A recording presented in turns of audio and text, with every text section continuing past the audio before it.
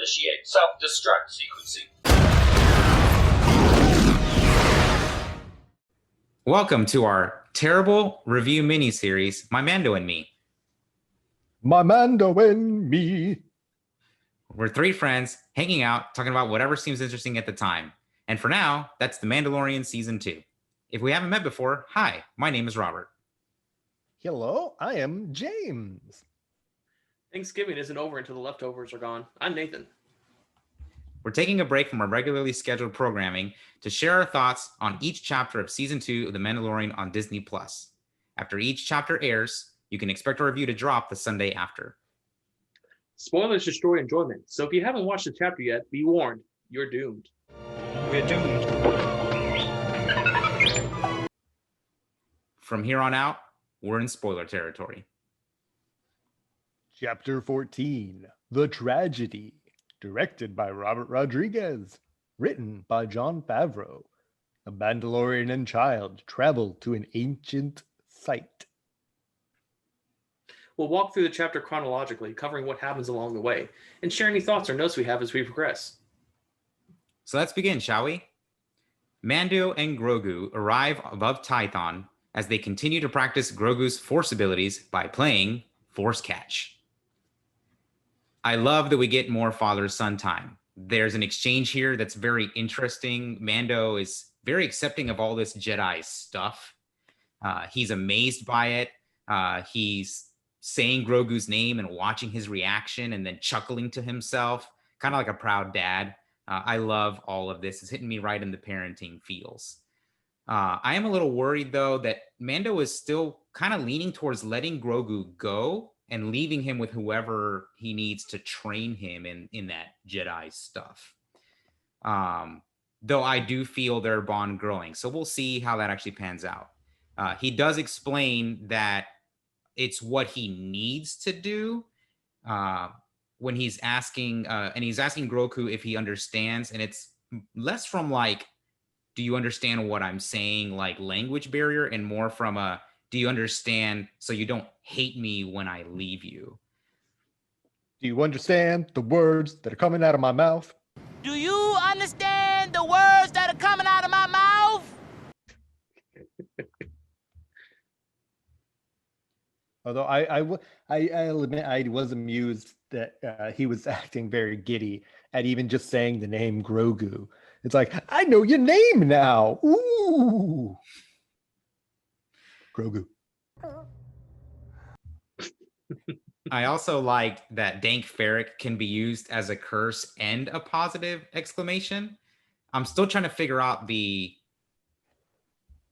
Earth equivalent, real world equivalent of Dank Ferric.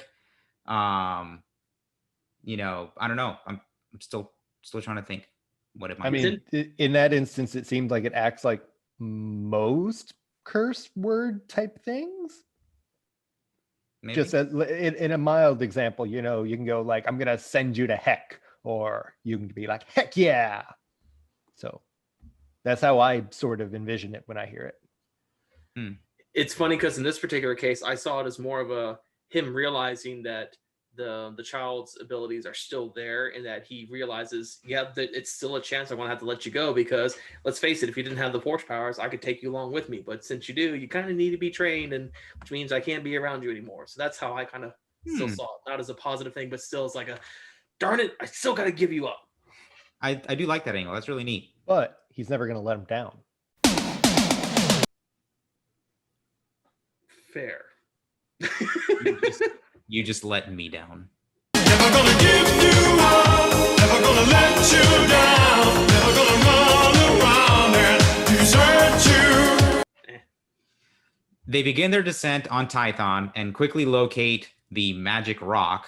So hold on. First, after we get that little training thing, we get the title card, The Tragedy.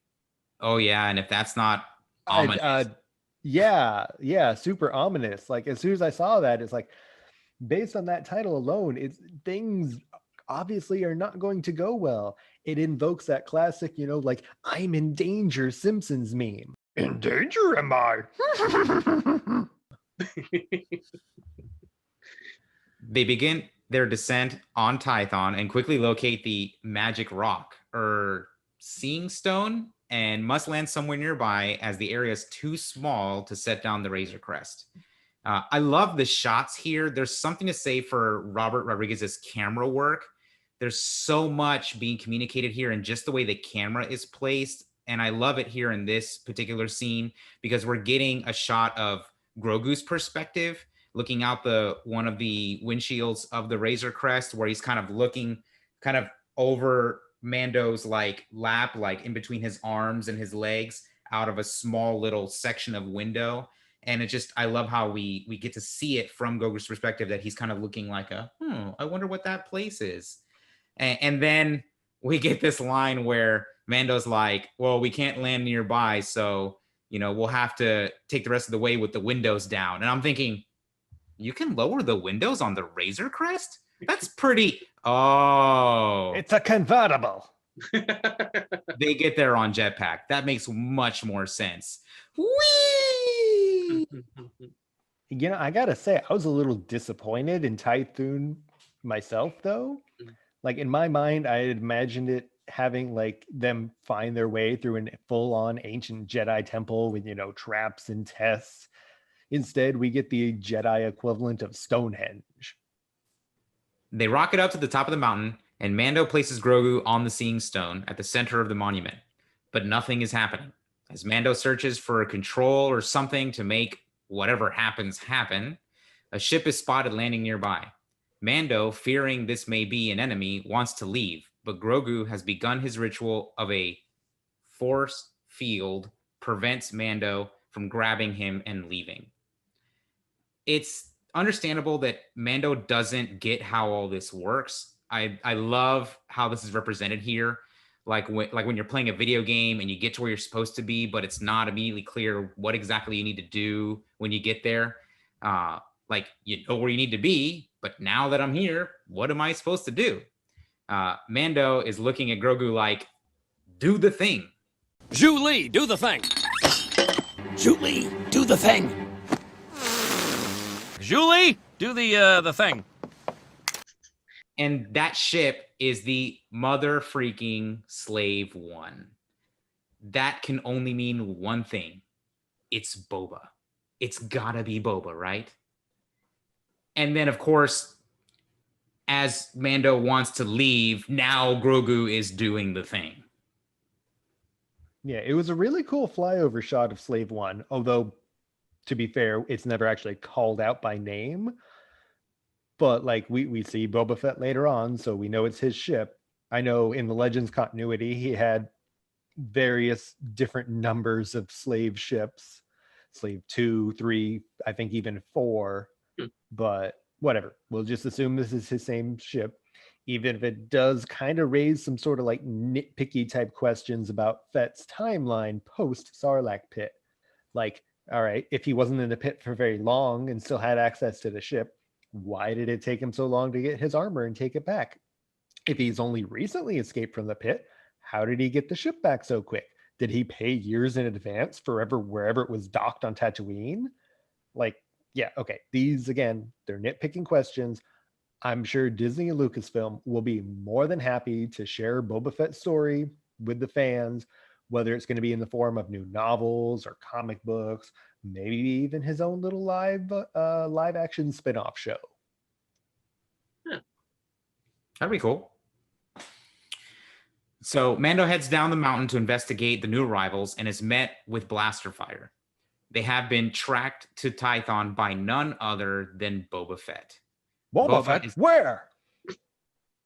Boba is after his armor, and he's brought a friend to help. Fennec Shan, believed to be left for dead, was rescued by Boba, and she is now in his service. There's a lot to unpack here, but first, it's Boba freaking Fett, gentlemen. Tamara Morrison is back as the fan favorite and my favorite bounty hunter. Every line in this scene is pure gold. I love hearing Tamara Morrison speak. I can hear the clones as I close my eyes and listen to him, and I can hear Django, and it's just all so wonderful to finally have him back. We could spend the entire review just talking about the things that happen and are discussed between these three in just this scene, but there isn't a whole lot of time for that. So I'll try to move through my thoughts on this part quickly. Boba wants his armor, but he's got to meet Mando's prerequisites first. Are you a Mandalorian? Did you take the creed? And Boba doesn't give him a straight answer here, but does tell him that the armor was given to him by his father, Jango, by Mando's, that the armor was given to him by his father, Jango, and it was given to him by the Mando's forebears. And I love how he answers the question about him being a Mandalorian and taking the creed by saying, I'm just a simple man making his way through the galaxy. I'm a simple man making his way through the galaxy. Which is exactly what his father said in Attack of the Clones. I'm just a simple man trying to make my way in the universe. But then also adds the, like my father before me. Like my father before me. Just like Luke said to the Emperor in Return of the Jedi. I am a Jedi, like my father before me.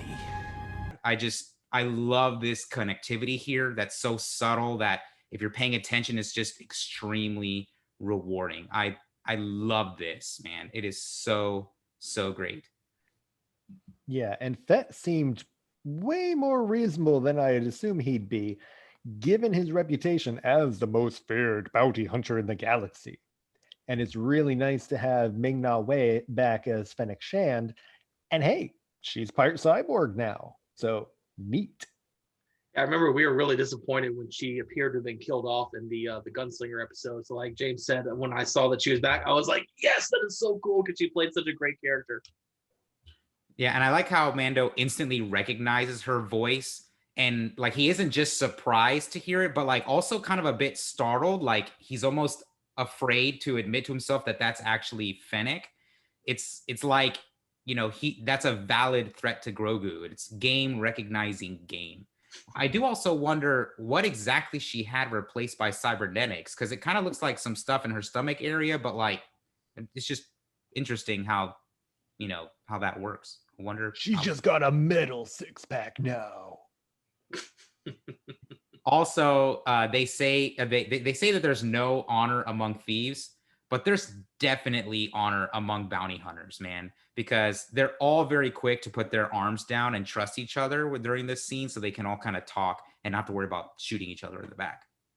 And I'm glad there wasn't a lot of like back and forth during this whole scene where they're just like, how do I know you're not going to turn on me? That, like you said, they instantly trusted each other during everything that's about to progress. And it was, like you said, it was so cool to see that kind of like light and day between like a thieves guild and the bounty hunters guild. So it's funny. We love the things that are included and we love the things that aren't included a lot of the times. And to me, that's just one of them.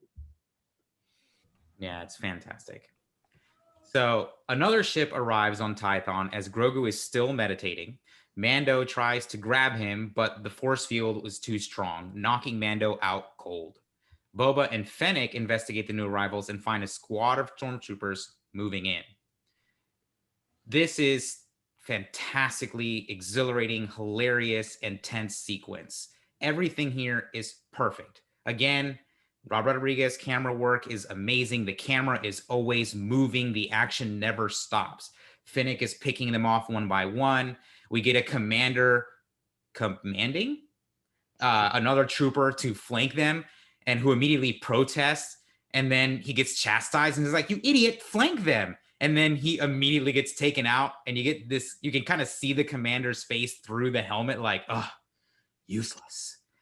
I do want to point out that with action scenes, it's not always a good thing to have like one long continuous shot. You do kind of want it broken up, but there's some directors who kind of go to the extreme where it's like, it's too many not continuous shots where it's just, you can't keep track of where you're looking from and what you're looking at and what's going on. So this was a perfect blend of, it was almost like it was sweeping through the whole scene, but it was also like camera moments. And so there was no trouble tracking everything that happened. And again, it's little things you don't really notice until you see it done badly in certain movies, like the live action Mulan, for example. So it just, again, wonderful cinematography, and this whole entire chapter has just proven and driven that point home. Yeah, and much like last week's episode felt like it could have led to a spinoff for an Ahsoka series, By sidelining the Mandalorian for about 4 minutes when he's knocked out, it let us focus on the action from Fett and Shand.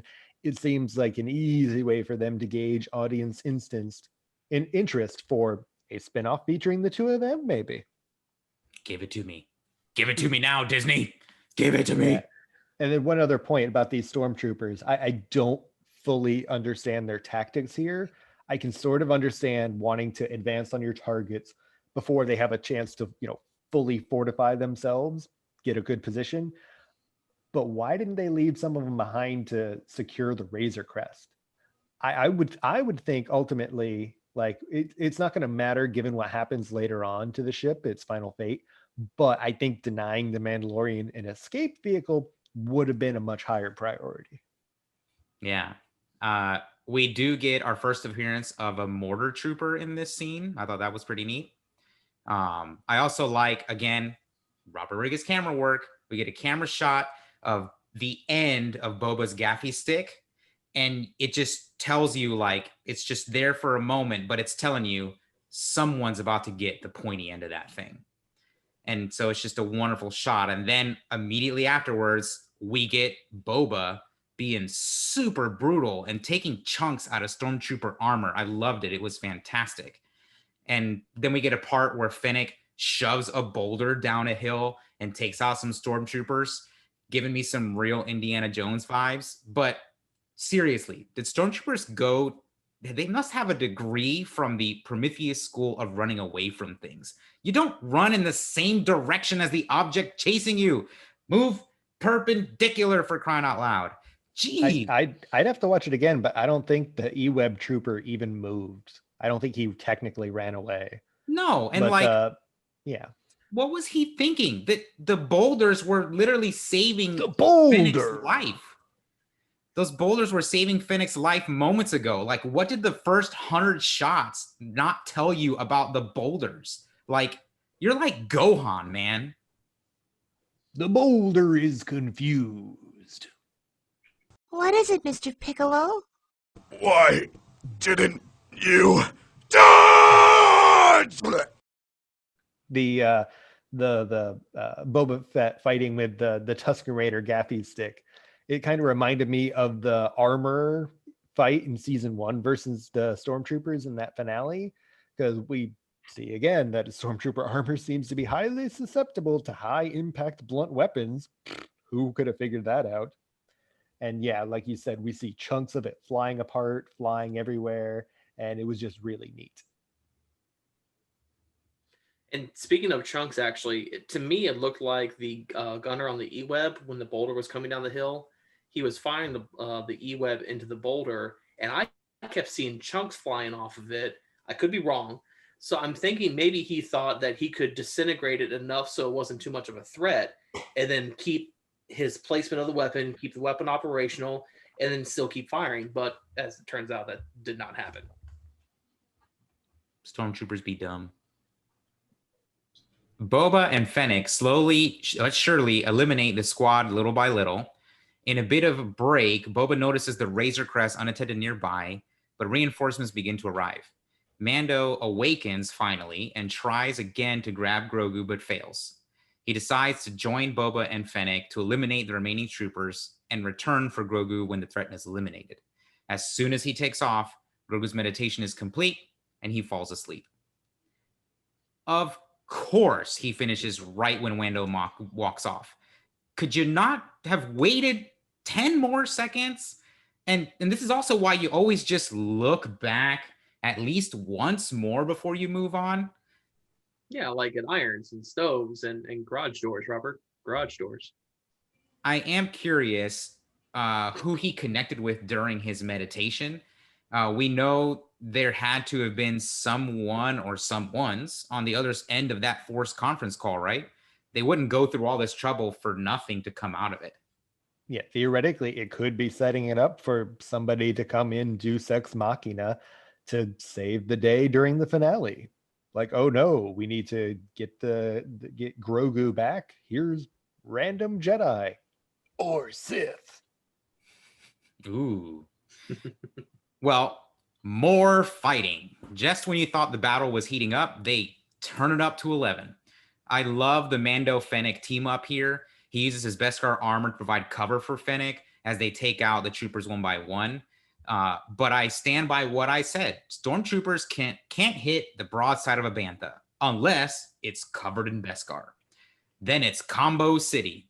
Thankfully, they don't seem to ever hit any of the soft spots in between.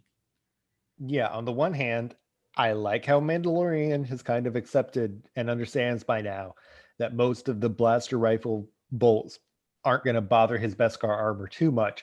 So he can kind of use that strategically to his advantage here to shield Fennec. But on the other hand, are these blaster bolts just like magnetically attracted to Beskar?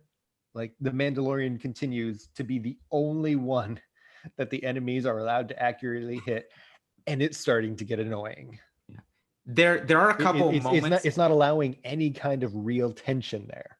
Yeah, there are a couple moments though where you kind of do see him like move into the shot.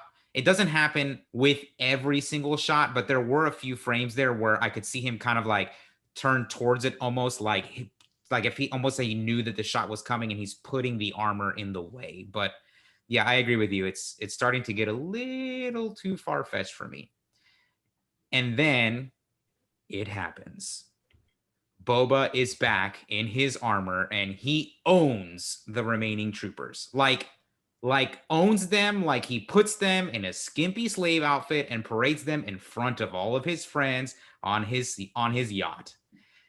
They did not stand a chance. Also, the reveal here of Boba is exactly the kind of reveal I wanted for Ashoka. He lands behind a stormtrooper, so our view of him is obscured because the trooper's in the way. Then the camera follows the trooper as he's turning up to see what's going on behind him to reveal Boba Fett, fully restored, ready to wreck Poodoo. Also, could you imagine the look on Cobb Vanth's face if he were here just to see how much Boba's armor can do? It has a freaking knee blaster. And that charge shot to the chest, oof, that had to hurt. Then he takes out the ships trying to flee with his jetpack rocket launcher, 2 burbs, 1 rock, or 1 stone rather, 1 rocket. And I love that, Mando's like, oh, that was a good shot. And he's like, I was aiming for the other one.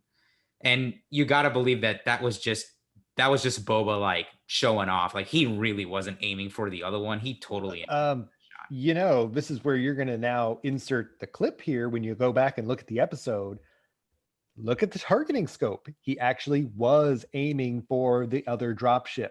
Oh wow, I didn't even notice that. I was so caught up in the moment. Yeah, he's aiming for the leftmost one. I guess, maybe after not using it for a while, he needs to recalibrate it or something, and he hits the other one. But yeah, go back and look at it again, insert the clip here, whatever. He is aiming for the other one. Then that makes it even better. Yeah, because like when I was watching it, I was watching the whole viewfinders like, oh, which one is he going to take down? And then when the rocket hits, I was like, hey, wasn't he aiming at the other one? And then it hits the more elevated ship, which crashes into the lower one. And I was like, never mind, I'm good. So our heroes don't get much of a break when Boba takes out the fleeing troops. A shot from the sky descends and decimates the Razor Crest. No!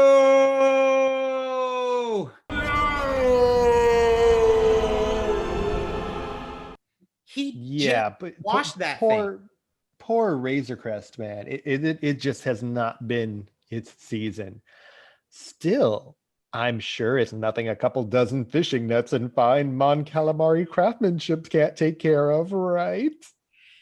Oh man, I guess the Razor Crest isn't completely indestructible. I'm not kidding when I say I had to pause the chapter when this happened and I almost cried. I definitely shed at least 1 tear because it's gone. The Razor Crest is gone. It's no more. God help you, Favreau and Filoni, hear me out. If Boba doesn't make it to the Slave 1 in time, spoiler alert, he does, because the Razor Crest was my second favorite ship. And if they destroy my actual favorite ship, Mando's going to have another bounty to hunt. See, Robert, they're just making it easy on you. You had been talking about how you wanted to get the Razor Crest Lego set that they just released. Well, hey, now to put it together and make it super screen accurate, just empty the bags. You're done. No. I have to put it together and then drop something on it and make it blow up into pieces. I'm just trying to save some time here for you. Yeah, sure. And so I guess it's a good thing that Boba stopped fighting to retrieve his armor earlier during the battle, though we'll find out later it probably would have been fine. So Boba rockets off to get his ship before it suffers the same fate, while Mando and Fennec make a break for Grogu, and Moff Gideon dispatches his Dark Troopers. These Dark Troopers look nearly identical to the ones we pointed out in our review of Chapter 12. They look very intimidating, and they fly.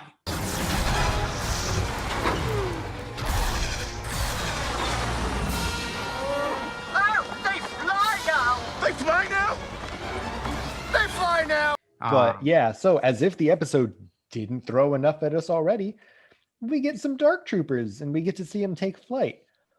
But since all they do is abduct Grogu and fly off, it feels more like a tease for the eventual fight that Mando and his crew are going to have against them.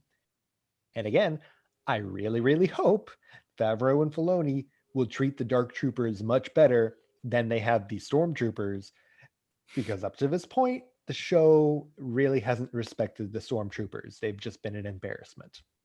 Yeah, not at all. I'd be willing to bet that these Dark Troopers are made out of Beskar, because that was the Mando's payment from the Empire in the first chapter. So I'm willing to bet they're sitting on a lot of Beskar from taking over Mandalore, and then Gideon is using it to make all these Dark Troopers. Oof, that's going to be one rough fight. The Dark Troopers descend on the mountain and capture Grogu, as James mentioned earlier, who is still napping.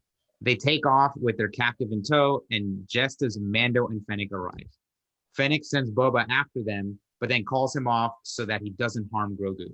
The Dark Troopers make it back to Moff Gideon's cruiser, and then they jump off into hyperspace as Boba returns back to the surface, where Mando picks through what is left of the Razor Crest. There is a moment here where Boba's kind of going up and he sees the cruiser, and we get this, they're back. And then Fennec's like, who's back? He's like, the Empire. He's like, she's like, that's impossible. The New Republic controls the Outer Rim. And he's like, I'm staring at the cruiser. This isn't a spice dream. And I love that spice dream line. And I'm 100% going to find a way to use that in real life from now on. Although spice is kind of a reference to drugs, so maybe not so much. So really, Boba Fett? Really? The Empire's back? Shouldn't your first clue have maybe been the Legion of Stormtroopers you just tore your way through? Come on, man. Maybe the greatest bounty hunter in the galaxy, but you're clearly not the greatest detective. He just thought there were some remnants. He wasn't expecting like a full-on battle cruiser, and that was kind of his tip-off that the Empire was back and not just some kind of remnant group. Still, really? So the Dark Troopers kidnapped Grogu. No!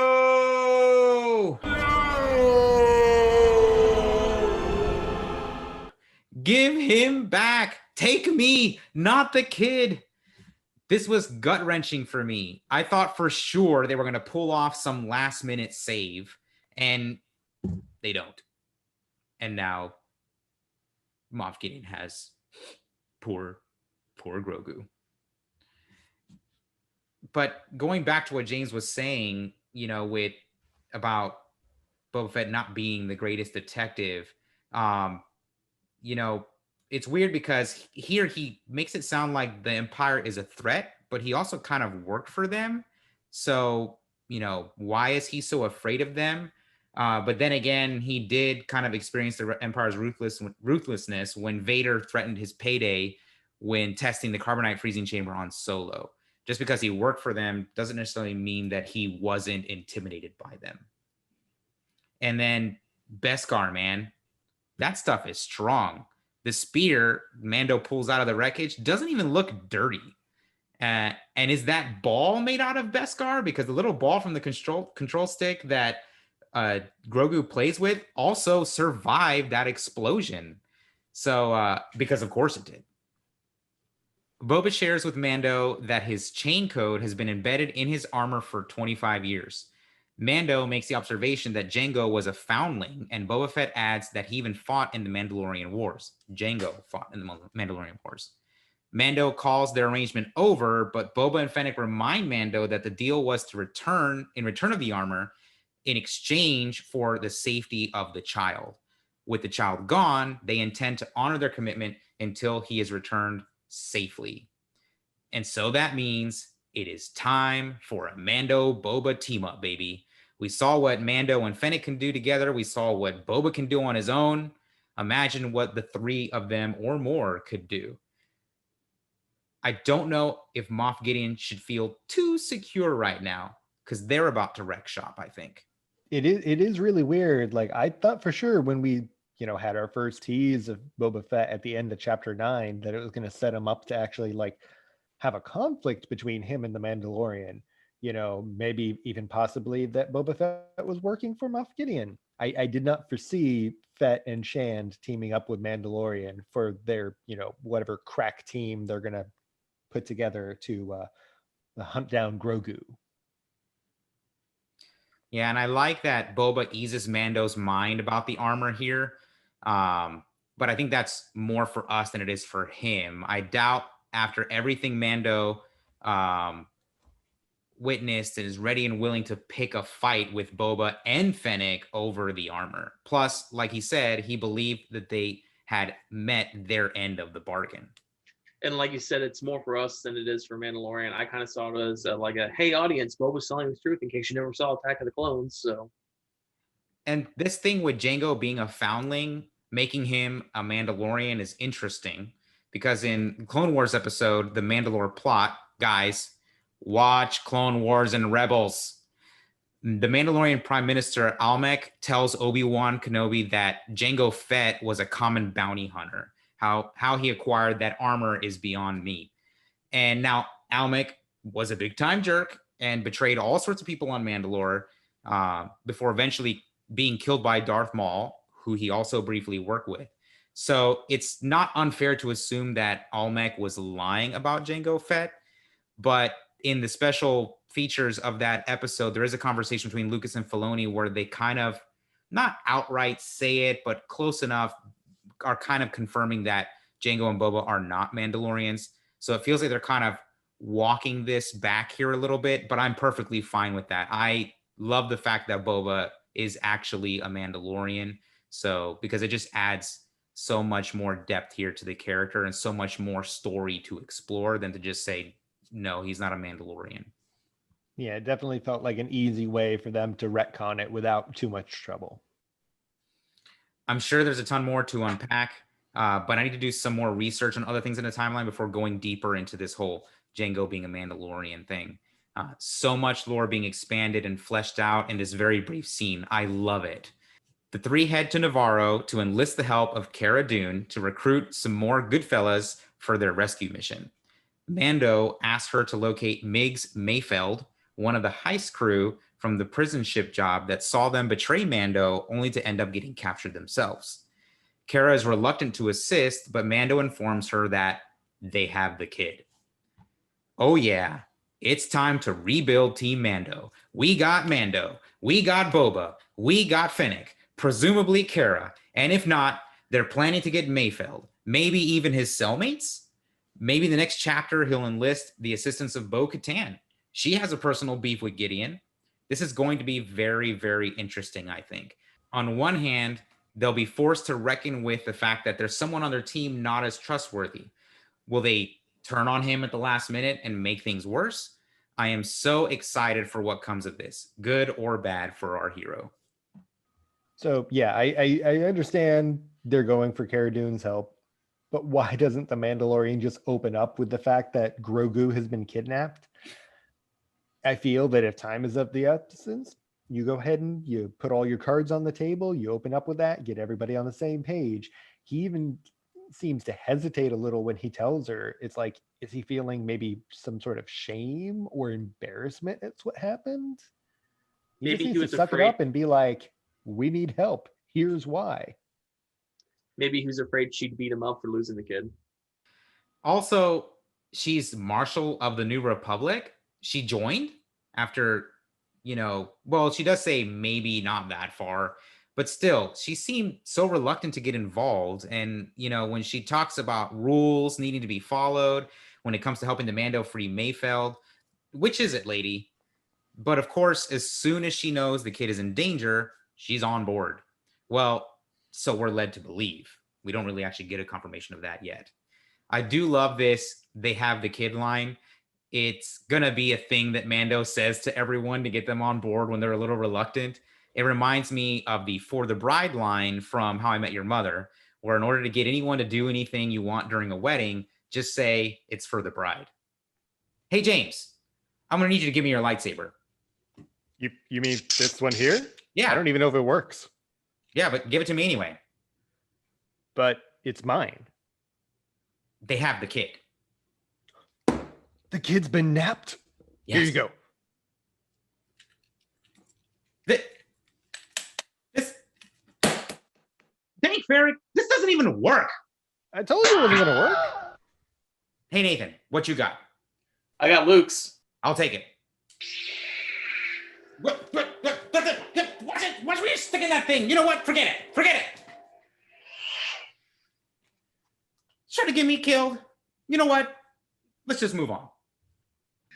Mando makes an interesting comment here, too, that he hears rumors she might have gone legit. From who? Who have you been talking to between leaving Navarro that would tell you all that? You went straight to Corvus to meet with Ahsoka. Then you went to Tython.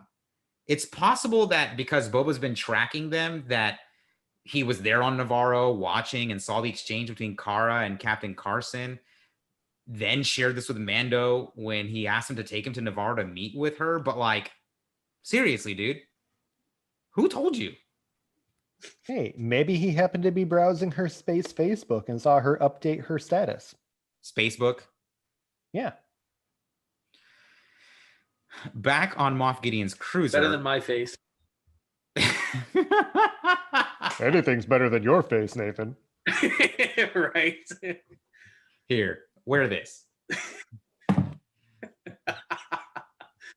Back on Moff Gideon's cruiser, we see that Grogu is being held captive and starting to get used to his force abilities, tossing a pair of troopers around his cell. But the efforts still leave him exhausted. After some gloating from Gideon, a stormtrooper stuns the child and they place him in shackles. Gideon instructs an officer to alert Dr. Pershing that they have their donor. So all I could think of is dance, stormtroopers. I said dance.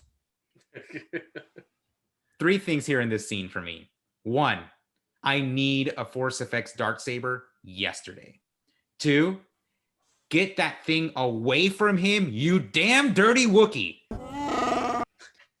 And 3, I hope they make it a point to show that specific stormtrooper get his comeuppance in the future for shooting Grogu, even if it was set to stun. Oh, and sorry, I lied. 4th thing, tiny shackles. That is really weird. They just happen to have those tiny little shackles. I just assumed when he mentioned they were going to, lock the kid up and put him in chains or whatever, that they were going to it was going to be something that would wrap around his entire body, not just like teeny tiny little shackles. They're still very cute. Oh, and also when Gideon is showing off the Darksaber, he happens to, mention, he's not going to let the Grogu play with it. Liable to put an eye out with one of these, which has to be a reference to in A New Hope when Obi-Wan first gives Luke his father's lightsaber. When Luke is turning it over and stuff, at one point, he's examining it and he happens to face it directly towards his face for a brief moment. It's like, if he had happened to find the activator switch right then, we would have had an entirely different movie. I guess it's a good thing that one you just had was broken, huh? Yes. So, what are our overall thoughts on this chapter? I enjoyed it. It was a lot of action. So if that's what you were here for, that's what you're going to get. For better, for worse, that's all you were going to get. Like it's one of the shorter run times for an episode. So they didn't really allow a ton of time for, well, I guess there was technically plot development. Like we get Grogu kidnapped and all that. It definitely feels like it's a lead into a possible 2-part finale, just kind of like how last season it was a 2-part finale. So who knows? Again, I'm still really disappointed in the planet Tython itself. Like I just wanted a nice giant Jedi temple for them to Raiders of the Lost Ark their way through, give us some like traps and pitfalls and Jedi stuff. Instead, we just get a rock. The Rock? Or just a rock? The boulder. Yeah, this episode was great. The only complaint I could think of would be that it was a short episode, but it didn't feel short, I guess, so I can't really complain about it. But I think it would have been cool to have like a Jedi temple running there, but it also would have been kind of unnecessary and probably would have felt like padding at that point. But I mean, yeah, I don't have any complaints about the episode in all reality. The cinematography was great. The music was great. The plot development was great. Boba Fett was awesome. I mean, you couldn't go wrong at any point in this episode. So yeah, 2 thumbs, way up. From start to finish, this chapter did not let up. It was pedal to the Beskar metal, and I loved it. In stark contrast to last week's chapter, with one of my all-time favorite characters, Ahsoka Tano, this chapter with my absolute all-time favorite, Boba Fett, did not disappoint me at all. I love that we get definitive proof that Boba is a badass, an absolute badass, with or without his armor. Because let's admit it, he wasn't really given an opportunity to prove that because, he kind of went out like a chump.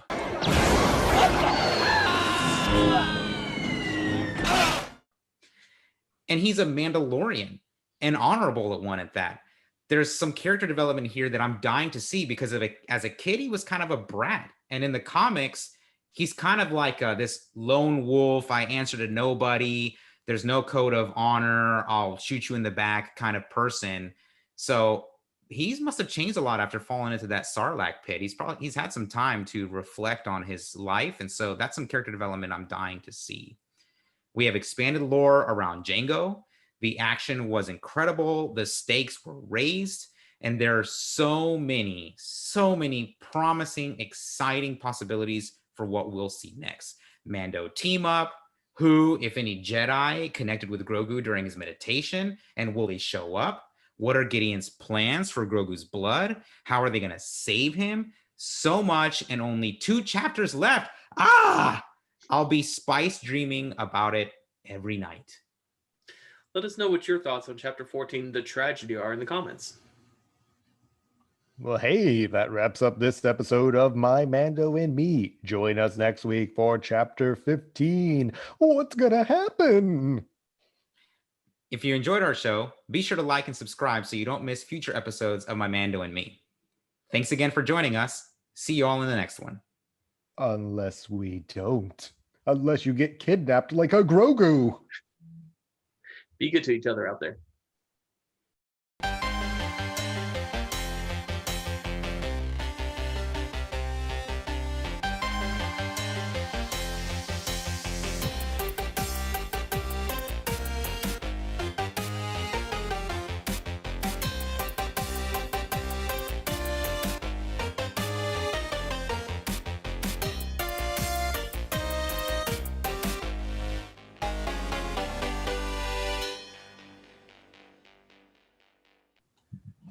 All right, take that out of my there. I don't need you. I don't need you either. You best watch yourself.